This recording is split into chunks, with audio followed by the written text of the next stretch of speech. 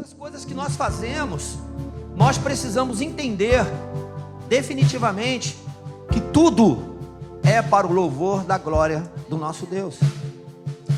Se a gente entende isso, mesmo que a gente passe em algum momento pelo vale da sombra da morte, nós vamos estar de pé, nós vamos estar no propósito, tá entendendo? O grande lance é o propósito, nós não podemos perder o propósito.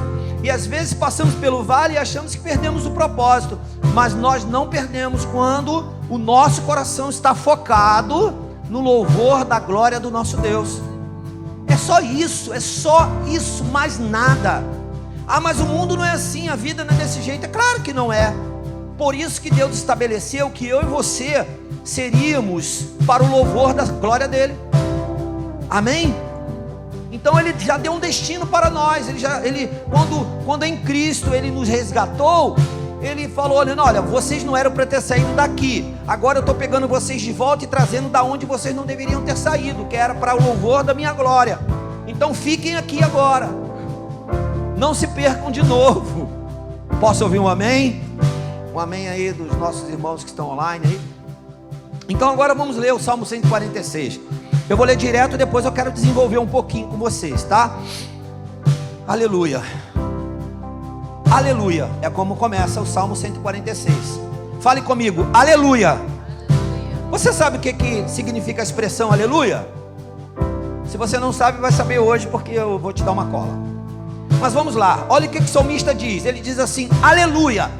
Meus amados, falar aleluia, não sei se é uma tarefa fácil. Preste atenção no que eu estou te falando.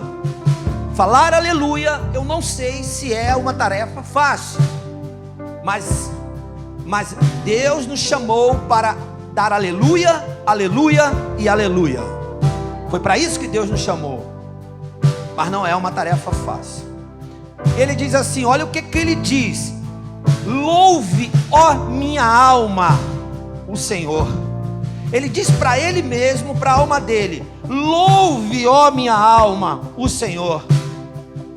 É como se ele estivesse dando uma ordem para ele mesmo, ok? Eu só queria destacar bem esse primeiro verso, que eu vou falar depois de novo. E ele diz assim: louvarei o Senhor por toda a minha vida, cantarei louvores ao meu Deus enquanto eu viver. Verso 3, parece que mudou, mas não mudou não. Ele diz assim: não confie em príncipes, em meros mortais, incapazes de salvar.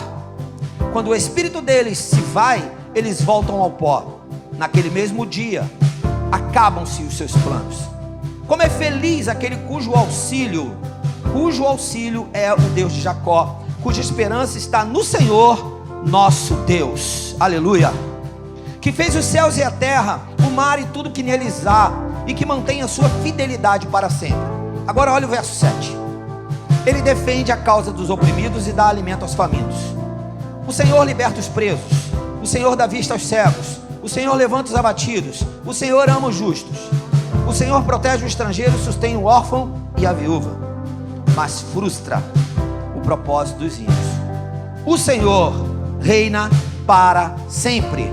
O teu Deus, ó Sião, reina de geração em geração. Você pode dar um aleluia? Porque o último verso termina com aleluia. Agora eu quero repartir com vocês aqui algumas curiosidades. A gente tem sempre falado nisso, eu acho muito interessante, porque a gente aprofunda um pouco e a gente vai descobrindo algumas coisas. Primeira coisa é que o Salmo 146, ele foi literalmente uma canção de adoração, literalmente, e a especulação de que era para aquele momento ao qual o povo hebreu, o povo de Israel, o povo que tinha sido liberto do cativeiro babilônico, agora estava adorando a Deus pela libertação. Preste bem atenção nisso. Se nós somos um povo que fomos libertos do pecado, qual deve ser a nossa postura hoje? De louvor ao nosso Deus. Amém? Então, o Salmo 146, ele foi escrito, ele é literalmente uma canção. literalmente um hino, aonde o salmista começa a cantar: aleluia, aleluia, louve, ó minha alma, o Senhor. Eu não sei muito cantar, né? Mas também não vou pedir ajuda de vocês agora não. Mas a grande verdade é que ele começou a cantar e começou a escrever o Salmo 146, que era uma canção de louvor ao Senhor. E ele está dizendo: olha, alma, adore ao Senhor, porque é tudo que você precisa fazer em gratidão a esse Deus maravilhoso, Deus de Jacó, que nos livrou do cativeiro. Posso ouvir um amém? O nosso Deus, o Deus do salmista, né, os livrou do cativeiro. Então, tudo que nós precisamos ter nos nossos lábios é o louvor ao nosso Deus, é a adoração ao nosso Deus. Tudo. Uma outra coisa interessante é que esse salmo não tem autoria, não se define autor para ele. Mas a gente sabe que sempre há uma especulaçãozinha por conta de Davi, mas não há uma confirmação. Só que tem uma coisa curiosa: tanto o Salmo 146, como 47, como 48, como 49, como os 40, 150, todos eles, 6, 7, 8, 9 e 50, não tem autoria. Especula-se que o 47 foi Esdras, mas muito mais aquele que escreveu do que aquele que fez o salmo. Mas vamos considerar que nenhum dos 5 tem autoria. E um outro detalhe interessante: o Salmo 46, 47, 48, 49, 50, todos eles começam com aleluia e terminam com aleluia. E o que a gente chega à conclusão? A gente chega à conclusão que no final dos salmos registrados nessa palavra, a palavra que nós temos em nossas mãos hoje, que se tornaram palavra de Deus, os 5 últimos salmos sem autoria, é nada mais nada menos do que a compilação de um grande louvor, um grande hino, o qual o salmista foi se derramando na presença do Senhor, e ele não tinha como se conter e dizer aleluia, que quer dizer louvado seja o Senhor. Aleluia, louvado seja o Senhor. Se você pegar uma outra versão da Bíblia, a gente sempre lê NVI, se você pegar uma outra versão, você vai ver que no lugar de aleluia diz louvado seja o Senhor, porque é a mesma coisa. Só existe uma versão que o Salmo 147 ele muda, mas muda porque é uma tradução que veio do inglês. Mas todas as versões brasileiras que foram feitas no Brasil, a partir da primeira tradução de João Ferreira de Almeida, todas as versões diz aleluia ou louvado seja Deus. Isso para mim foi muito curioso, porque na verdade parece que o salmista ele se derramou de uma tal maneira na presença do Senhor, que ele não conseguia se conter em dizer aleluia, aleluia, aleluia, aleluia, louvado seja o nome do Senhor, amém? Meus amados, se nós cansarmos de fazer isso, a gente tem que esquecer de ser crente. Se nós cansarmos de dar aleluia, louvado seja o nome do Senhor, nós precisamos esquecer de que nós temos que dar aleluia e louvar a outro nome que não seja o nosso Deus. E infelizmente a gente sabe que isso existe. Por isso estamos aqui nessa noite, porque nós queremos aprender um pouco mais, não é verdade? Porque nós queremos entrar um pouco mais nesse mundo espiritual de adoração ao nosso Deus. Então fica aí essa informação para você. Nós somos chamados para termos uma vida de adorador. E adorar não é só cantar, não é tocar só um instrumento, não é tocar um teclado, não é só aquele que sabe cantar. Adorar é uma expressão de louvor a nosso Deus. Então, tudo aquilo que nós somos precisa de fato influenciar o que nós fazemos através de uma expressão de adoração ao nosso Deus. Tudo, você pode fazer todas as coisas, só não faça aquilo que não convém, aquilo que é ilícito. mas aquilo que é lícito faça. Mas quando fizer, faça com uma expressão de adoração ao teu Deus. Porque nós não somos capazes de fazer nada. A nossa suficiência é nada diante desse Deus poderoso que fez tudo por nós. Posso ouvir um amém? Ok. Então, dito essas coisas, vamos caminhar um pouquinho aqui. E eu quero só mostrar para você o que acontece agora no desenvolvimento do Salmo. Porque o salmista começa a escrever, e as primeiras expressões dele é: louve, ó minha alma, o Senhor. E ele demonstra claramente que ele quer louvar o Senhor intensamente, e ele não quer parar de fazer isso. Só que esse salmo, ele não me parece que ele não demonstra somente essa expressão. Um segundo ponto que ele demonstra também, ele começa esse hino, essa canção de louvor e adoração, exaltando ao Senhor, mas ele começa a dizer também o seguinte: olha, não confie nos homens. Não confie nos homens, cuidado.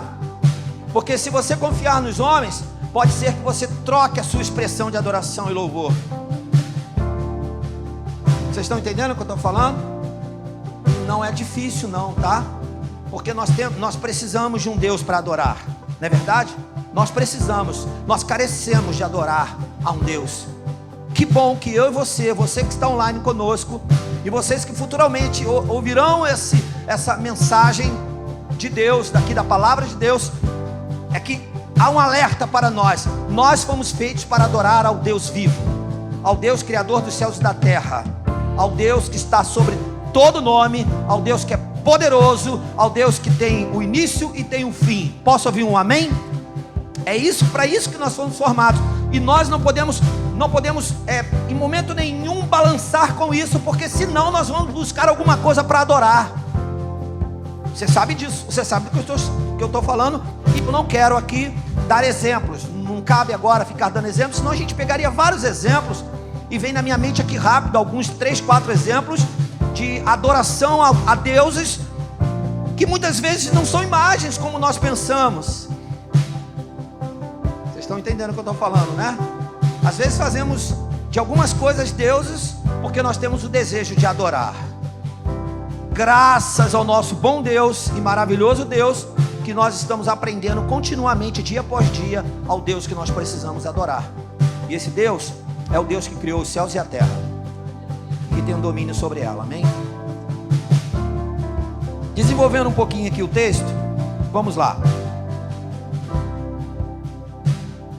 O verso 1 e o verso 2 tem uma expressão muito forte, que eu já pincelei alguma coisa aqui, mas eu quero voltar nela e mostrar para você que esse homem que escreveu esse salmo, ele era um homem como eu e você.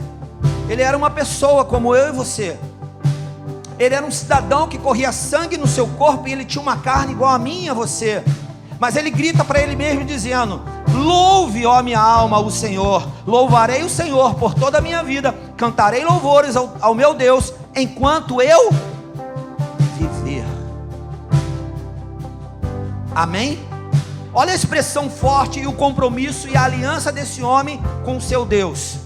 Então ele está nos dizendo aqui, nos orientando, nos mostrando, através de uma atitude dele mesmo, fazendo uma canção, dizendo o seguinte: olha, o que nós precisamos fazer de fato é fazer uma aliança com o nosso Deus e dizer para ele: eu te louvarei todos os dias da minha vida.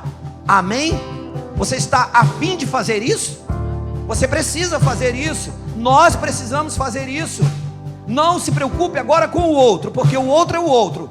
O outro, se ele ouvir e se ele fizer, glória a Deus. Mas nós que estamos aqui, nós que estamos acessíveis a esse momento, nós precisamos trazer à existência a nossa mente, refletir sobre o que o salmista está falando e pensar agora eu mesmo. Qual a decisão que eu preciso tomar na minha vida? Eu tenho que tomar a seguinte decisão: a minha vida é para louvor ao meu Deus continuamente até os últimos dias da minha vida nessa terra. É essa a decisão que eu tenho que tomar. Porque se eu não tomar essa decisão, eu quero te dar uma má notícia: você vai tomar outra decisão. E se você tomar uma outra decisão que seja diferente dessa, assim, não vai dar certo. Como diz aí, né, na gíria, vai dar ruim. Dá ruim. E dá mesmo. Dá mesmo, porque nós começamos a cavar um poço que o fundo dele é de perdição. Nós vamos ter a necessidade de adorar e de expressar a nossa adoração. Escute isso que eu estou te falando. Nós temos a necessidade de expressar uma adoração a um Deus. Só que o salmista está nos ensinando e nos mostrando, nos alertando e nos despertando e nos fazendo trazer à memória o seguinte: toda a minha vida precisa ser de expressão, de louvor e adoração ao único Deus, aquele Deus que criou os céus e a terra. Amém? Então os 2 primeiros versos, ele destaca isso de uma forma assim, chamando muito a nossa atenção. Eu até escrevi uma coisa aqui. Eu escrevi assim: preciso tornar pública a minha adoração ao Senhor. Preciso tornar pública a minha adoração ao Senhor. Isso quer dizer o seguinte: que agora eu vou sair pela rua igual os hipócritas fazendo aleluia, glória a Deus, aleluia, glória a Deus, aleluia, glória a Deus. Não é isso. Não é isso. A expressão que eu preciso tornar pública. Aí eu vou ler para você o que eu escrevi para não ter uma outra frase, né? Tornar pública não é gritar para todos ouvirem, mas é expressar em palavras, gestos e ações a minha vida de adorar ao Deus vivo. Amém? Ou a minha vida de adorador ao Deus vivo. Vou repetir: tornar pública não é gritar para todos ouvirem, mas expressar em palavras, gestos e ações a minha vida de adorador ao Deus vivo. Vocês entenderam? Amém? Então, não tem negociação. Eu preciso tornar pública a minha adoração. Mas agora eu vou para a praça pública, então, já que é público, para a praça pública, para a rua pública, expressar a minha adoração. Não, a minha adoração ela virá a partir dos meus gestos, a partir do meu olhar, a partir da minha forma de lidar com o outro, a partir da minha expressão de amor para com o outro, a partir daquilo que eu falo. Por isso que a vida do crente não é fácil, meus amados e amadas, porque nós temos que abrir mão às vezes de algumas coisas, porque algumas coisas não irão expressar a adoração ao nosso Deus. Você concorda comigo? Então tem coisas que eu não vou conseguir expressar a minha adoração a um Deus vivo, a um Deus que quer de mim uma adoração verdadeira, justa, pura, sincera, sem coisas impuras, sem impurezas, sem coisas. Então eu preciso decidir. Eu preciso tornar isso público, porque eu sou uma pessoa pública, porque eu vou adiante, eu sou público e não tem jeito. Mas como que eu vou tornar isso público? Meus gestos, minhas ações, minhas palavras, meu olhar, meu comportamento, os lugares onde eu ando, com quem eu ando, o que eu falo, como eu me comporto. Amém? Você está comigo nessa? Mas ele também nos traz um alerta. E ele diz assim, do verso 3 ao verso 6: não confie em príncipes. Não confie em príncipes. Olha o alerta do salmista. E meros mortais incapazes de salvar. Está parecendo com a gente, né? Está parecendo que somos nós. Pode ser que ele estivesse falando até para ele mesmo, mas ele está falando também da nossa confiança no homem, no qual nele nós colocamos toda a nossa segurança. Quando o espírito deles se vai, eles voltam ao pó. É o que vai acontecer comigo e com você. Naquele mesmo dia acabam-se os seus planos.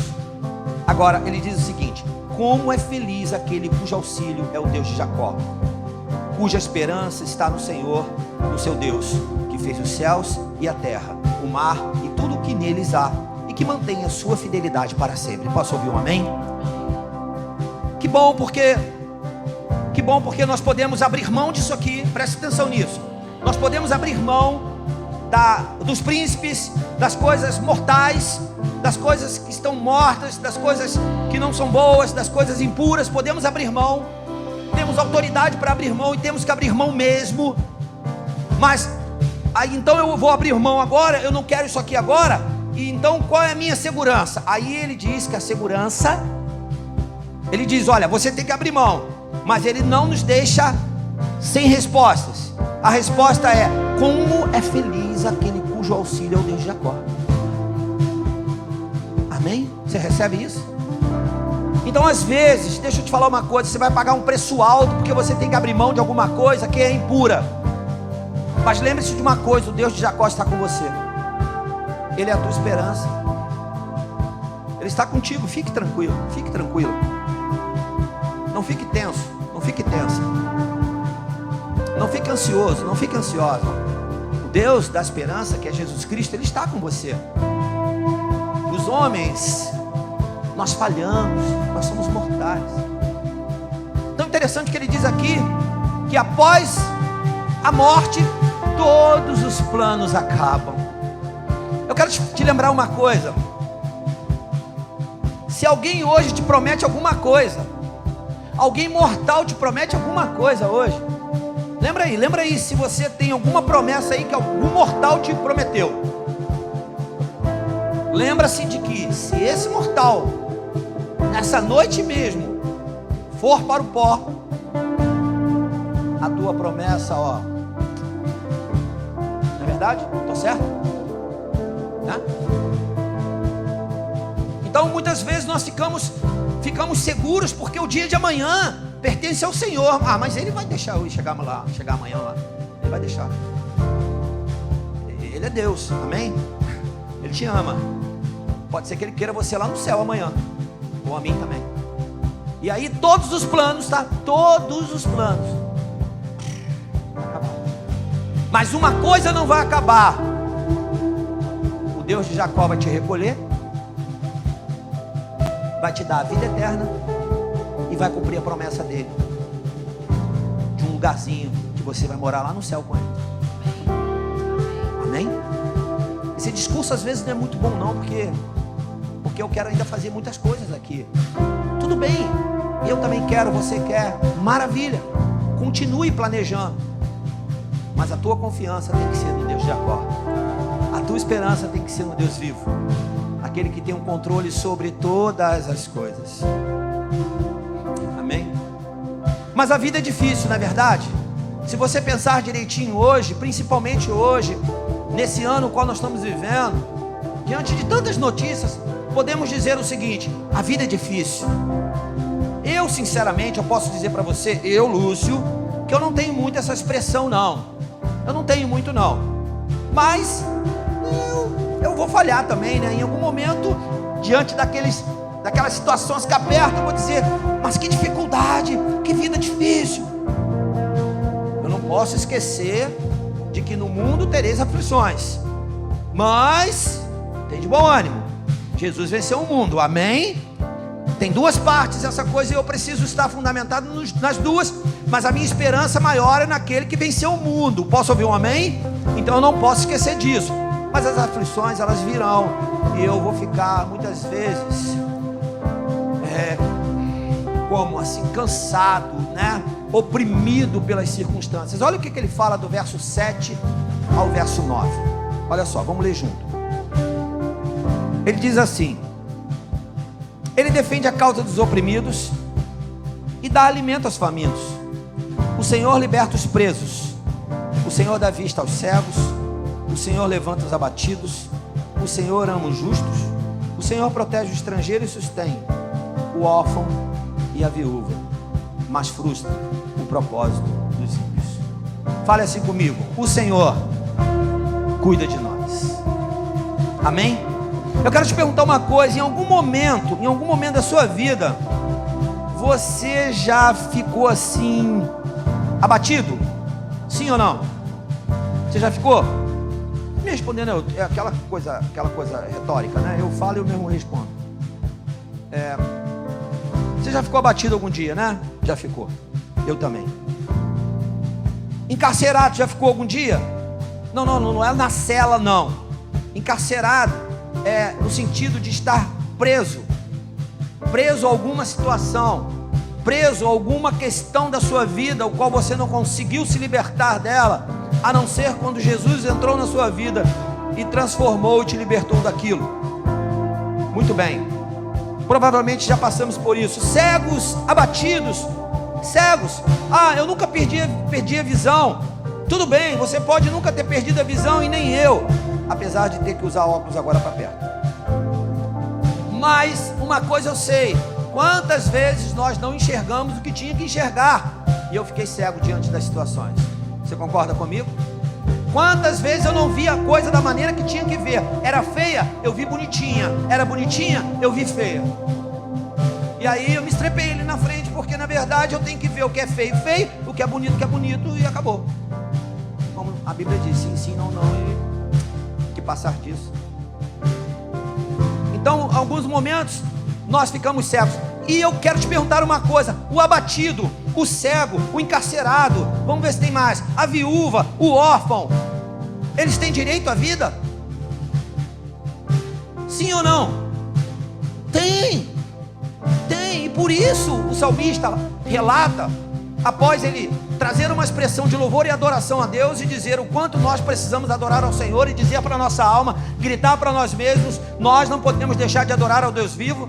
Ele também nos alerta dizendo o seguinte: olha, você não pode confiar em homens e cavalos e cavaleiros, vocês têm que confiar no Deus de Jacó, no Deus da tua esperança, que é Jesus Cristo. Mas ele também nos lembra que ele é um Deus que ele resgata o cego, o abatido, o ferido, o machucado. Você lembra como você chegou? Você lembra da sua história? Você lembra da onde você veio? Você lembra que, se a gente for um pouco mais dramático, a gente pode dizer assim: não estaria nem aqui. Não é verdade? E como Deus é bom, e como Ele é um Deus que nos resgata. Não tenha medo. Quando você estiver abatido, você não pode deixar de adorar, porque o teu Deus vai estar lá com você. Quando você estiver cego e não conseguir enxergar o que fazer, saiba de uma coisa: o teu Deus vai estar lá com você. Diante de toda e qualquer circunstância, o teu Deus estará lá com você. E nós precisamos confiar nisso, e nós precisamos acreditar nisso, e nós precisamos verbalizar isso, e nós precisamos ir publicamente dizer: o meu Deus está comigo diante da aflição que eu estou vivendo, diante da cegueira que eu estou vivendo, diante da seca que eu estou vivendo, diante do deserto que eu estou vivendo. O meu Deus está comigo. Essa foi a expressão do salmista. Eu imagino quantas lutas esse homem passou, e a dificuldade de adorar ao Senhor, lembrando do cativeiro. Quando a gente lembra de história triste, a tendência natural é ficar triste. Só que quando nós, que fomos justificados por Cristo, quando nós lembramos de uma história triste, a nossa tendência é ter que ficar feliz, porque o nosso Deus nos libertou. Não é verdade? Amém, queridos? Porque o nosso Deus nos salvou, nos resgatou, nos libertou, nos tirou do pecado, da morte. E aí nós precisamos dar glória a Deus, glória a Deus, glória a Deus, aleluia.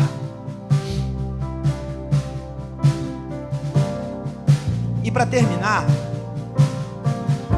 esse texto, para a gente concluir esse momento,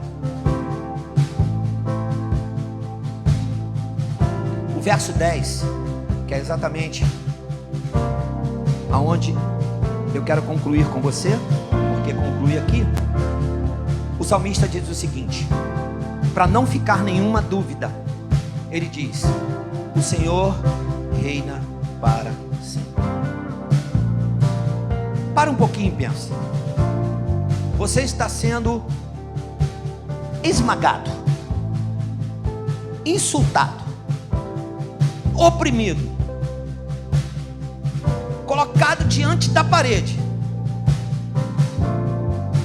É possível dizer: o Senhor reina para sempre? Pensa comigo. Vamos trazer um pouquinho da nossa humanidade e pensar como fica a nossa resposta quando a nossa humanidade fala mais alto. Então, a boa notícia, sabe qual é? A boa notícia é que nós não somos humanos. Nós somos de Cristo. Posso ouvir um amém? Nós somos espirituais. A nossa carne já morreu. A nossa humanidade foi vencida na cruz. Não é verdade?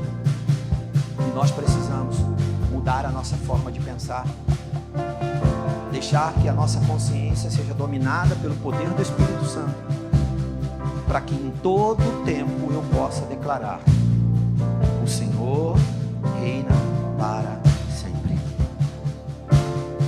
O Deus eterno, Ele está no controle, Ele esteve no controle e Ele estará no controle. Você crê nisso? Você crê que o dia de amanhã pertence ao Senhor e só ao Senhor? E é Ele que vai dar a ordem para que amanhã você esteja lá de pé para realizar os teus planos? Eu não posso esquecer disso. Ele ainda diz o seguinte: o teu Deus, ó Sião. Sião representa o povo, representa eu e você. Reina, reina. Olha que coisa linda que o salmista fala.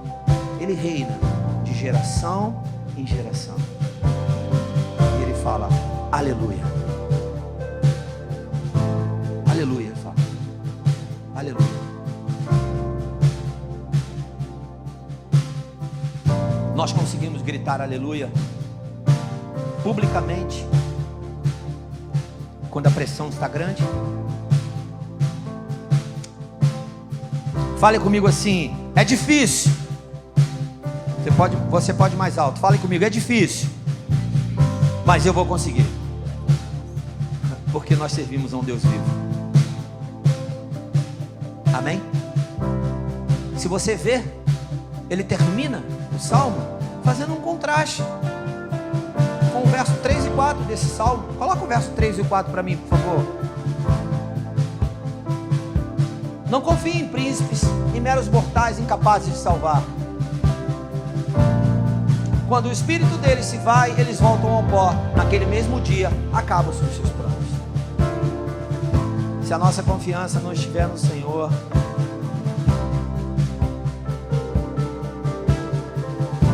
de que valeria os nossos planos terrenos?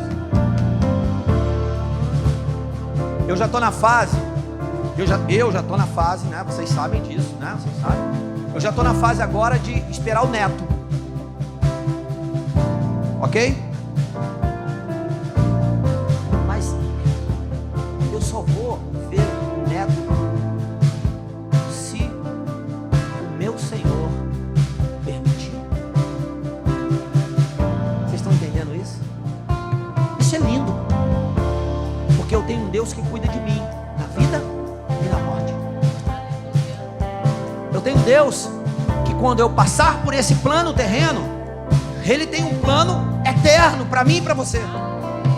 É disso que nós não podemos esquecer. Passe os dias, venham os dias, tenha dinheiro, não tenha dinheiro, tenha paz, não tenha paz, não importa.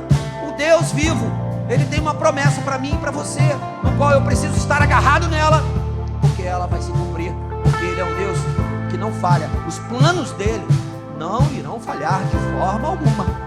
O meu e o teu irão falhar, mas o dele não. Por isso eu posso terminar dizendo: o Senhor Deus reina sobre a minha vida. Aleluia. Nós vamos cantar aleluia. Você quer cantar comigo?